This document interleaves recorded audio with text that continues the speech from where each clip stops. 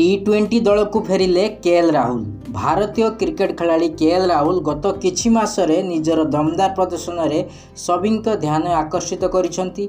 Rahul IPL 2025 रे दमदार form रे अछंती। से रविवार गुजरात टाइटन्स विपक्ष मैच रे दमदार शतक हासिल करथिले।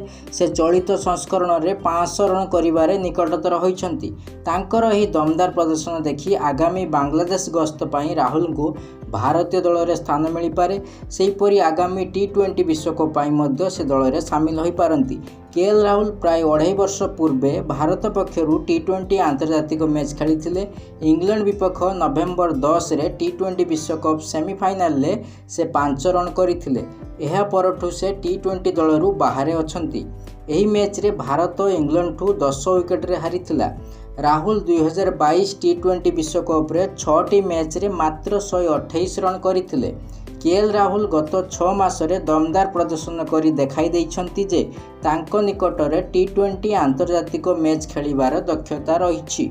रविवार अरुण जेटली स्टाडियम रे राहुल 60टी बॉल शतक हासिल करथिले। से 65टी बॉल 14टी चौका और 4टी छक्का सह 112 रन करथिले। से दिल्ली पक्षरु 11टी मैच रे 142.16 स्ट्राइक रेट रे 493 रन करिसेंती। केएल राहुल भारत पक्षरु 72टी मैच रु 68टी इनिंग्स खेली 37.75 दमदार हार रे 2265 रन करिसेंती। एथिरे 2टी शतक और 22टी अर्धशतक रही। सांग माने आपणक मतरे केएल राहुल ऋषभ पंत मध्य किए आपणकर प्रिय खिलाड़ी कमेंट रे निश्चय लिखंतु।